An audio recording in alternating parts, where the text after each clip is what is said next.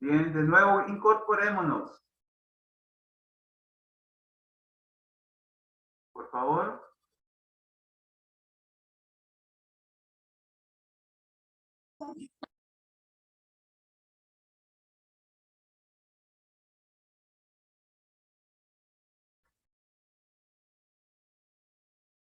Bien, nos quedamos con esta idea y planteamiento a la misma vez. Quiero terminar de explicar, pero también aclarar muchas cosas. Fíjense que aquí el planteamiento es, se parte del supuesto. O sea, nosotros, ¿sí?, para hablar de la educación en cualquier circunstancia, ¿sí?, y desde la sociología, tenemos que partir del siguiente supuesto, que la educación es una relación social, ¿sí?, pero que también es un hecho social. Y también una acción social. O sea, son tres acepciones que hay que tomar muy en cuenta a la hora de plantearnos a la educación desde la sociología. Eso, no, eso ya en un verdadero análisis, la sociología va a ir tomando parte o va a ir vinculando otras ciencias. ¿Por qué va? Porque algo que aquí nosotros tenemos que manejar siempre es el principio de la interdisciplinariedad. El concurso de las ciencias involucradas y que son necesarias para dar aportes y que haya enriquecimiento. Pero volviendo a que la educación es una relación social, esto nos lleva a razonar que la relación no se puede establecer si no es a través de la interacción entre los sujetos fundamentales de la educación. Si no, veamos en estos momentos cómo nosotros estamos estableciendo una interacción, una interrelación o una relación cuyo propósito es la enseñanza de la sociología. Ojo con esto. Pero también es un hecho social. ¿Sí? Y aquí, de nuevo, repito, pues aquí ya está la mano, como dicen, la mano peluda de los estructuras funcionalistas. Que gente como Durkheim, porque acuérdense que Durkheim va a continuar y actualizar lo que dejó establecido Comte, pero va a ser Durkheim el que va a proseguir, pero también va a proseguir dándole vida a esa acepción de que la educación es un hecho social, pero en tanto que es un hecho social, la educación. En tanto que es externa a la voluntad y a la conciencia de los seres humanos, pero a pesar de que es algo externo, influye, determina, condiciona y marca las vidas de los que se involucran en la educación. Y por eso es un hecho social. Porque lo marca para toda la vida. Y si no, veamos, pues bueno, mire, la educación está en nosotros desde cuando, bueno, y no solo en la escuela, ¿va? La educación no solo la vamos a encontrar en la escuela, no solo la vamos a encontrar en las instituciones educativas, llámese escuela, llámese universidad, ¿sí? También la vamos a encontrar en la familia también, ¿sí? Y ahí se llama educación asistemática o informal, si usted quiere.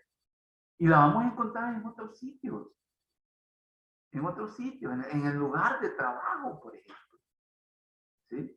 En la comunidad, en el seno de la comunidad. Ahí vamos a encontrar educación también, informal, ¿va? ¿Sí? Y entonces, los estructurados funcionalistas en este caso tienen razón. Porque para que yo esté en estos momentos interactuando con ustedes, es porque también he sufrido un proceso educativo que me ha brindado todo el instrumental teórico y metodológico para poder transmitir y enseñar conocimiento. En este caso de la sociología. Entonces, la educación es un hecho social, en tanto que nos marca. O, por ejemplo, el aprender a leer y escribir. Y acuérdense que es un aprendizaje significativo para todos los seres humanos. El aprender a leer y escribir, por ejemplo. ¿Por qué es un aprendizaje significativo? ¿Por qué cree usted, Gabriela Belis, que el haber aprendido a leer y a escribir, ¿por qué se constituye en un aprendizaje significativo? Una idea, Gabriela. Yo creería porque es significativo, porque por ejemplo, para poder seguir nuestro aprendizaje, nosotros necesitamos poder comprender lo que estamos viendo, lo que nos están enseñando. Entonces, por ejemplo, un ejemplo, si usted me pone a ver la diapositiva y no sé leer, yo no voy a tener un conocimiento extra. Y si sé leer, pues voy a comprender lo que usted me está queriendo decir y así podemos ir complementando nuestro conocimiento. Eso es en cuanto a la lectura, pero también al escribir, ¿va? El escribir también. Claro, me imagino que lo mismo sucede con escribir. Nosotros podemos Para expresar, transmitir ideas. exacto, expresar nuestro conocimiento, poder transmitir lo que hemos aprendido, poder repasar o algo por el estilo. Con eso mismo, por ejemplo, las anotaciones que nosotros hacemos y después repasamos, con eso nos ayuda al escribir. Cuando haga la tesis, ¿verdad? Igualmente, sí. Bueno, entonces ya escuchamos a Gabriela, pues, porque el haber aprendido a leer y a escribir nos permite continuar. Y eso es muy cierto lo que dice Gabriela.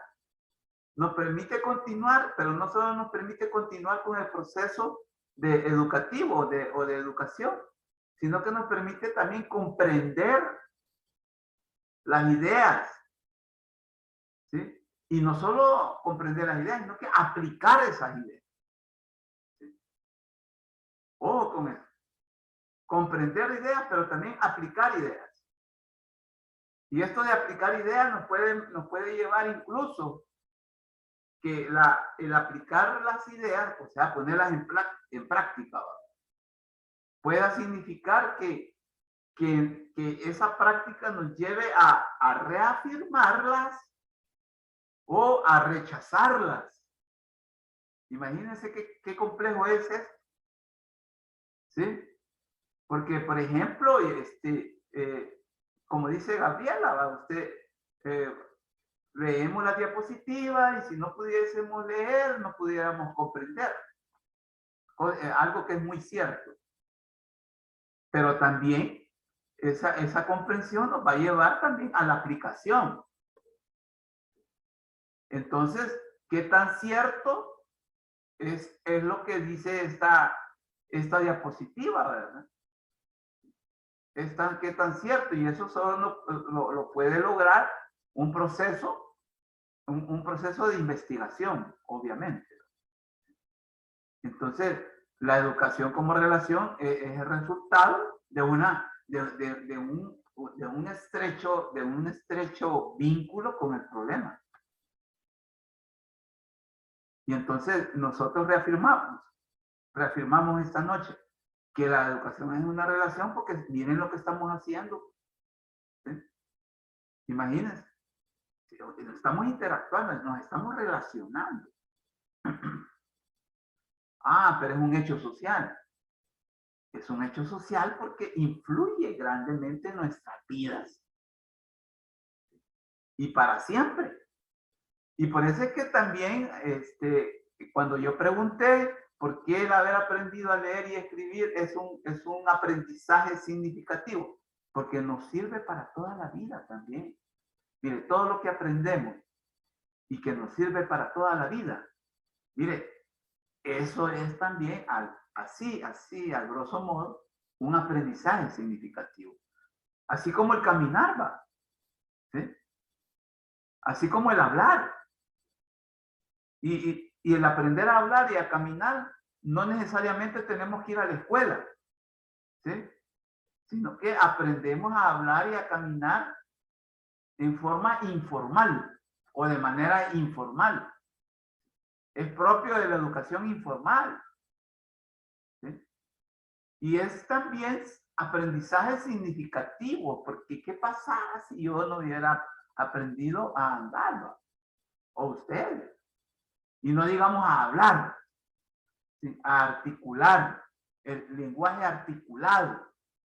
No pudiésemos transmitir, no pudiésemos comunicarnos y por lo tanto interactuar. Entonces, por eso es un hecho social.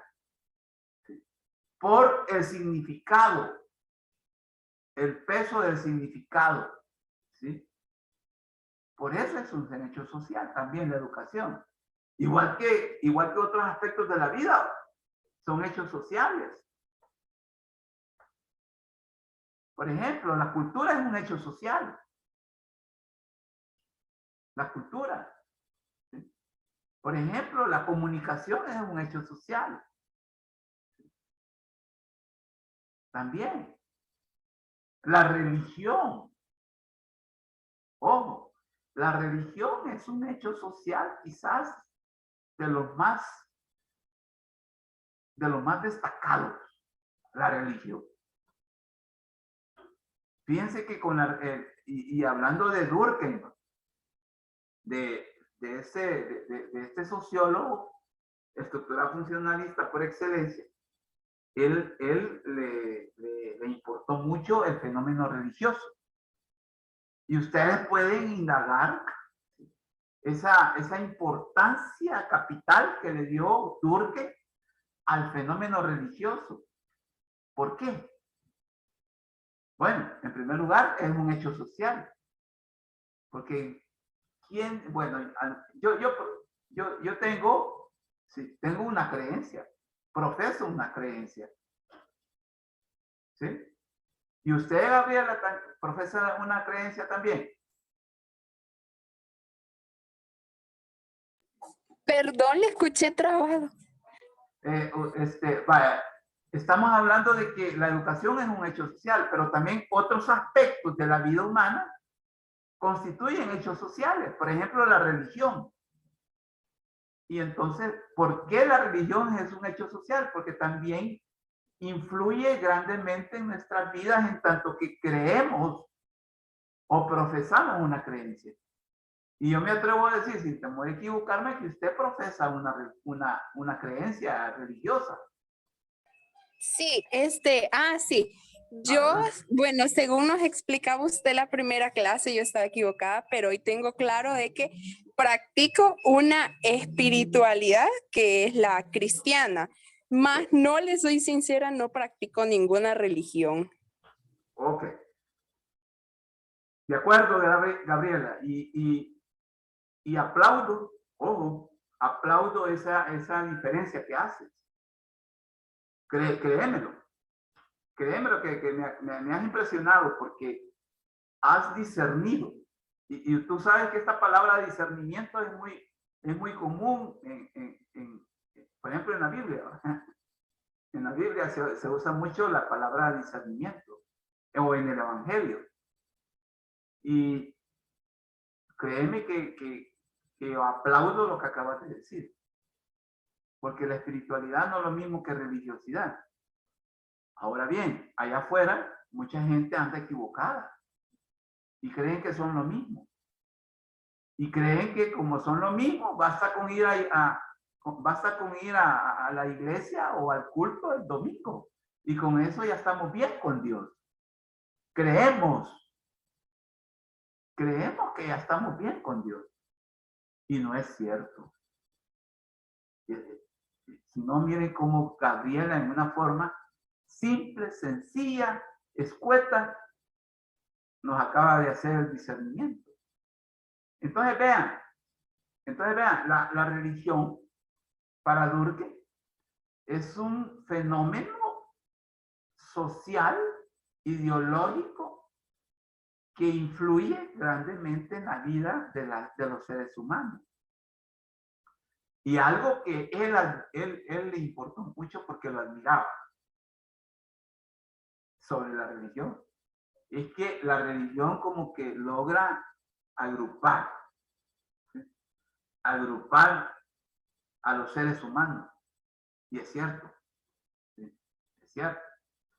Y hasta, bueno, si no veamos, pues, bueno, Gabriela mencionó una creencia y ella habló del cristianismo, que yo también profeso esa creencia. Ahora bien, muchos dicen, miren, nosotros los cristianos católicos, dicen, muchos. Nosotros los cristianos evangélicos. Entonces Durkheim vio eso, que la religión también contribuye o influye mucho a agruparse, a diferenciarse. Y entonces por eso también es un hecho social. Entonces tengamos mucho cuidado en eso. ¿Sí? Tengamos mucho cuidado. Pero viene Max Weber, ¿sí? El sociólogo de la comprensión, ¿va? O de la sociología comprensiva. No, es que también es una acción social. ¿Y por qué es una acción social? Se le puede preguntar a Max Weber. Es que mire, es un proceso con capacidad de influenciar. Habla de capacidad. ¿Sí? Capacidad. ¿De qué? De influenciar mentes. ¿Sí? Mentes y corazones. Mentes y sentimientos, acciones. Entonces, es una acción social también. Entonces, es una acción social en tanto que tiene capacidad de influencia. Y viene Durkheim y dice, es un hecho social en tanto que influye. Pero va a venir Marx, el que no era ni sociólogo, pero dio el aporte, ¿verdad? Dio aportes muy sustanciales a la sociología. Y decía, bueno, es una relación social, los marxistas podrían decir eso. Porque si no hay relación, no hay proceso. No hay proceso educativo. ¿Sí? No hay proceso educativo. Entonces yo quiero esta noche que quede bien claro eso. ¿Sí? Estas tres acepciones, porque son acepciones de la educación. Ahora bien, tengamos también claro de que la educación es un aspecto muy importante de la vida de los seres humanos, pero también están otros aspectos que son muy importantes para la vida de los seres humanos y que son hechos sociales. Son hechos sociales. Ya mencionamos a la religión. ¿Sí? Ya lo mencionamos. Otro aspecto de la vida de los seres humanos en sociedad que constituye un hecho social es la economía. ¿Sí? También la política. También. ¿Sí? Y entonces vamos a ir encontrando varios escenarios, varios lugares, varios sitios y que constituyen verdaderos hechos sociales, pero también relaciones sociales y acciones sociales. Bueno, luego de esta aclaración viene lo siguiente que fomenta lo que estamos diciendo. Dice, se parte del supuesto que la educación como relación social, como hecho social y acción social que involucra a las distintas estructuras sociales de una sociedad históricamente determinada, como son el Estado, la familia, la escuela, la universidad, en situación de crisis. Bueno, como estamos hablando del COVID, del impacto del COVID en la educación. Entonces estamos hablando estamos justificando este término, situación de crisis, porque estamos hablando del impacto, que se entienda así, la situación. Bueno, el estado de la cuestión. ¿Cómo está el problema? ¿Sí? El asalto a quemarropa de la pandemia COVID-19 a nivel mundial y nacional, marzo de 2020, ha significado en un parteaguas en cuanto a la normalidad, que a nuestro modo de ver ya era problemática y llena de mediaciones circunstanciales que cuestionaban una imagen ficticia y que encubría realidades caóticas en todos los rincones del planeta, como las guerras, los estragos del cambio climático y los lastres de la crisis financiera y económica. Así, la coyuntura peculiar y crítica del COVID-19 inmediatamente se ha perfilado como una amenaza a los aspectos fundamentales de la civilización humana, y una de ellas es el de la educación, y que se revela en dos consecuencias dramáticas. O sea, el impacto de la pandemia COVID en la educación se configuró en dos hechos, y son los siguientes: el cierre prácticamente universal, como nunca antes, de las instituciones educativas en todos los niveles. Cierre, al menos presencial, ¿sí? Cierre de la universidad, cierre de las escuelas, etcétera. Eso es algo que marca muy sustancialmente ese impacto que ha tenido la pandemia. Número dos, la recesión económica. La recesión económica como producto del cierre y paralización de las actividades económicas, y por ende como una medida extrema para el control de la pandemia. La recesión económica también ha afectado, ¿sí? Ha afectado a la educación, porque ha producido una escasez de recursos, ¿sí? Una escasez de recursos. El Salvador es revelador en ese sentido. A pesar de que dicen que les han dado a todos los estudiantes y escolares una computadora. Yo no tengo un dato que en realidad sustente que es cierto. No sé ustedes. Bueno, haciendo énfasis en el supuesto definido sobre la educación, podemos decir lo siguiente.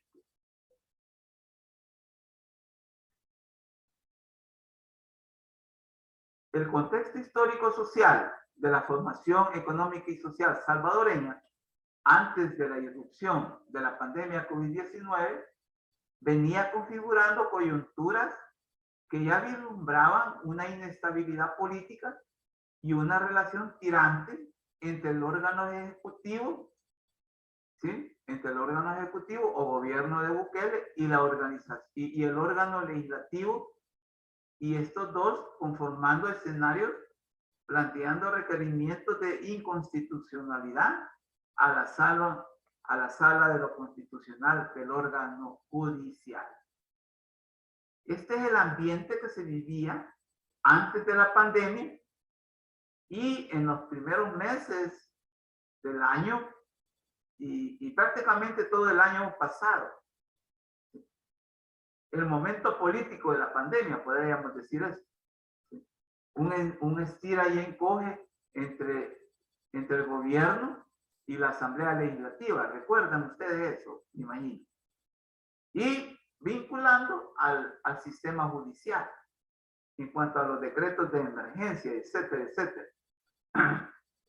Pero lo que importa en el presente análisis es destacar que la pandemia COVID-19 ha venido a poner en evidencia las desigualdades en el acceso a los servicios de educación y el abandono en cuanto a recursos diversos, y que se puede constatar en el porcentaje orientado en el Producto Interno Bruto al rubro educativo de apenas un 3%, antes de la pandemia y durante la pandemia.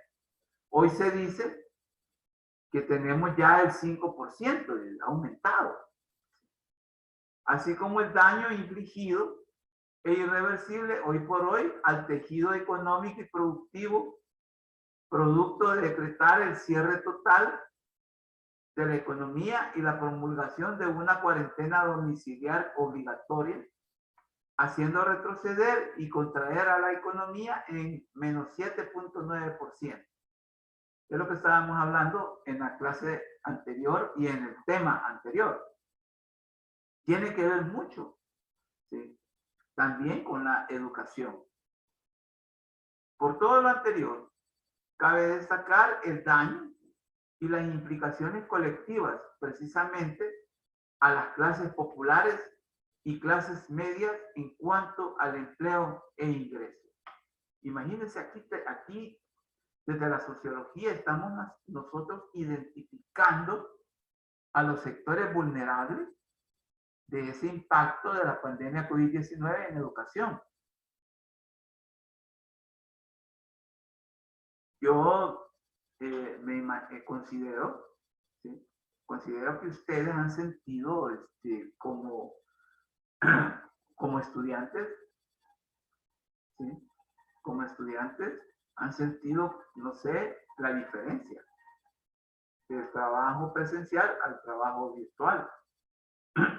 Y ustedes, nadie más que ustedes puede sentir y verificar de que han habido factores que han imposibilitado el aprender en una forma plena. ¿Cierto o falso? No sé. Tal vez Gabriela nos puede decir alguna idea sobre esto. Sí, totalmente cierto. Bueno, Bueno, por cierto, no sé si escucha.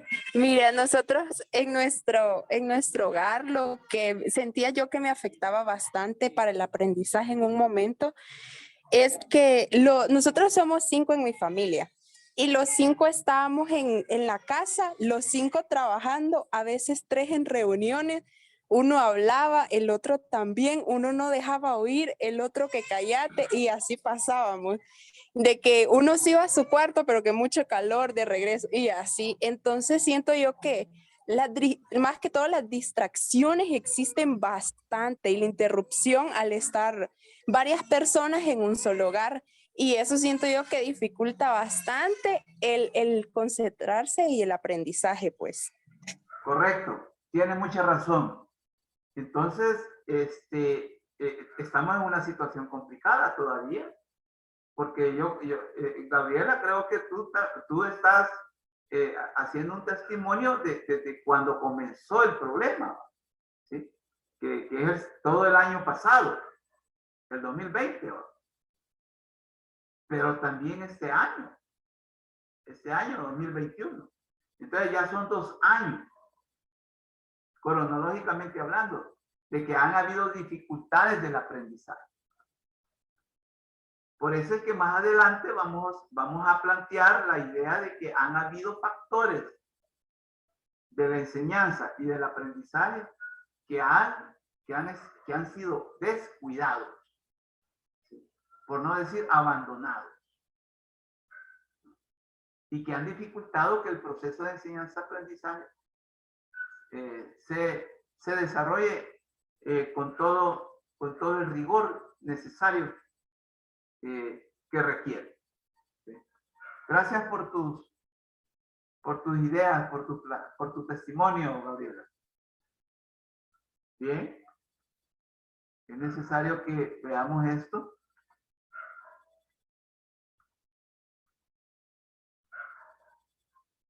Entonces, pero en la diapositiva también está la última idea,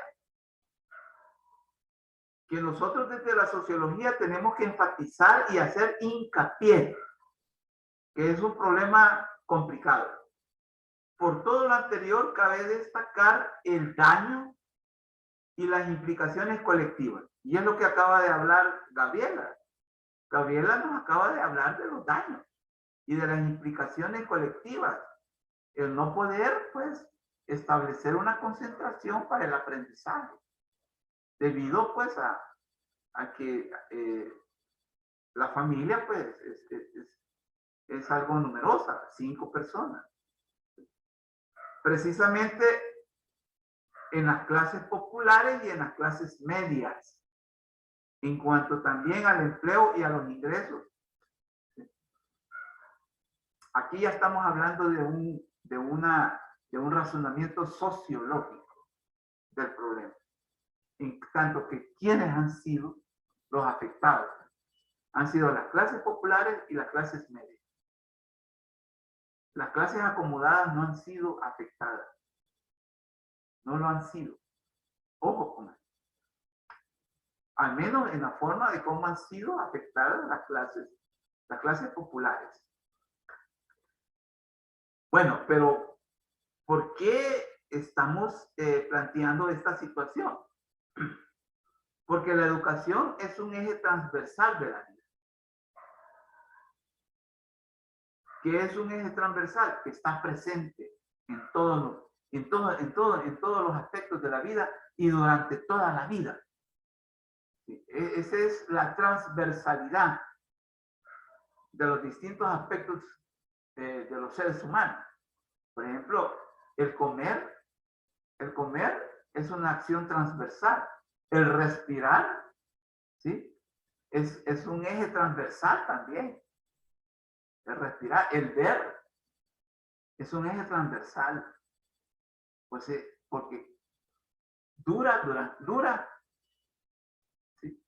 O pervive durante toda la vida. Es necesario, ¿sí? Durante la vida, ejecutar todas esas acciones. Entonces, la educación a nivel social es un eje transversal también de la vida. A tal grado que hay un paradigma del que hablábamos al principio de la clase. Hay un paradigma educativo y se llama educación permanente. Eso viene a reafirmar que la educación es un eje transversal de la vida. Por ejemplo, ustedes van a salir graduados y graduadas de licenciados en mercadotecnia, pero no se pueden quedar allí a este nivel. ¿Sí? Tienen que seguir la maestría. Una maestría va a ser también necesaria después de la licenciatura. Y no digamos los diplomados. ¿Sí? Después ocurre que puede surgir la necesidad del doctorado, etcétera, etcétera.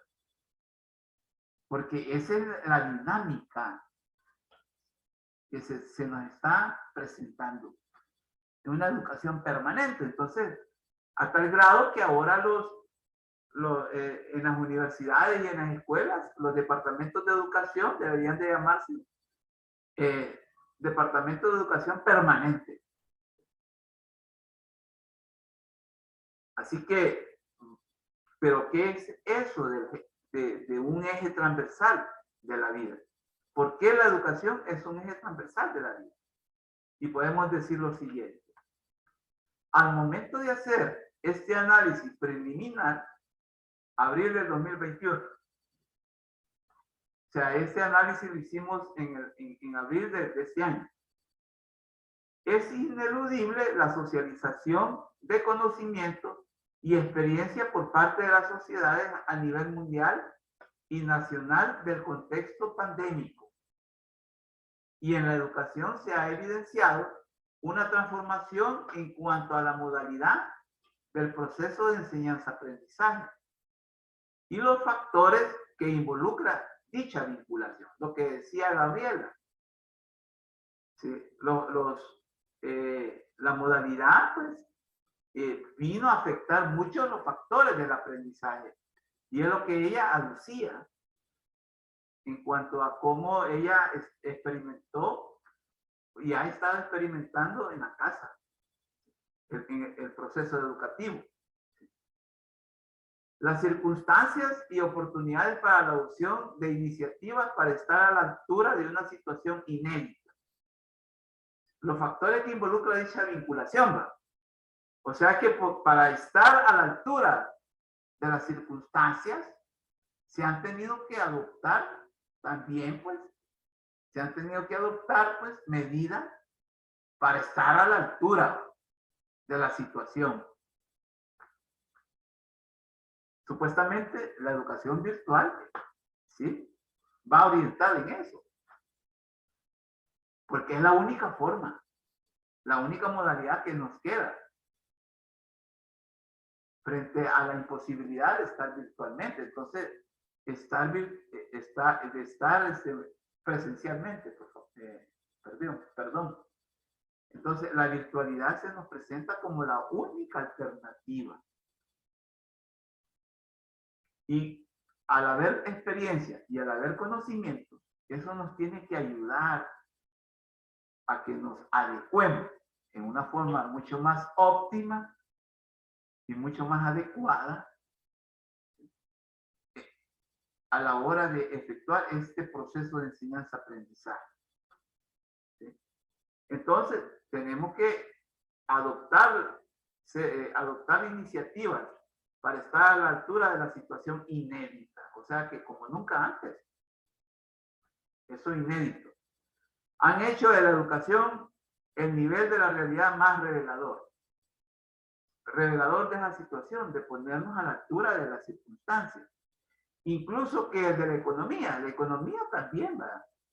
La economía ya vimos que también ha tenido que adoptar medidas para estar a la altura de las circunstancias, en donde los efectos de la pandemia se han sentido sustancialmente y que de no tomar medidas y esfuerzos considerables para contrarrestar los efectos, inmediatamente se configurarán pérdidas de aprendizaje, aumento de la deserción escolar, mayor desigualdad al acceso del derecho humano a la educación y la crisis económica que afecta a los hogares de las clases populares y mayoritarias, lo que implicará una drástica reducción de la oferta y demanda educativa.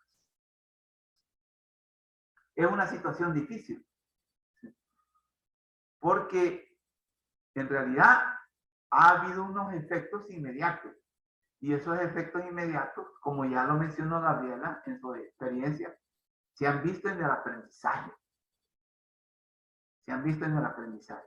Porque en cuanto a la enseñanza, como, en realidad, como somos nosotros, los docentes, los que ejecutamos el proceso de enseñanza. Pero en esta relación virtual, no podemos como sopesar. No podemos verificar, al menos en una forma inmediata y en una forma quizás más efectiva, cómo se están dando los aprendizajes. ¿Sí? O sea, yo estoy enseñando ahorita, pero como que no tengo mayor problema. No tengo mayor problema, estoy aquí en mi casa, no hay niños, no hay ruido. ¿Sí? Entonces, no hay problema. Entonces, estoy enseñando en una condición mínima, óptima. Pero ahora el problema es con ustedes. Por ejemplo, yo alcanzo a escuchar muchas veces cuando ustedes activan el micrófono, que hay verdaderos barullos. ¿Sí? Se están viviendo verdaderos barullos. Incluso se oía también el ruido de la televisión. ¿Por qué? Porque usted está en clase, pero los demás miembros de su familia están viendo las noticias, están viendo alguna película. Entonces, eso afecta el aprendizaje grandemente. Entonces, eso tenemos que irlo corrigiendo lo más pronto posible. De ahí que los dos impactos señalados anteriormente tendrán en conjunto un costo a largo plazo sobre el capital humano y el bienestar de los afectados. ¿A qué nos referimos a esos dos impactos? El cierre y el costo económico que significó el haber cerrado las escuelas. Vamos a llegar hasta aquí y seguimos el lunes, que es la última semana del año. Recuerden que ahora van a tener que hacer también la evaluación, la segunda evaluación, a partir de las 7 hasta las 12 de la medianoche. ¿De acuerdo? De acuerdo, Liz. Gracias. Feliz Está noche. bien, feliz Bueno, noche. feliz noche.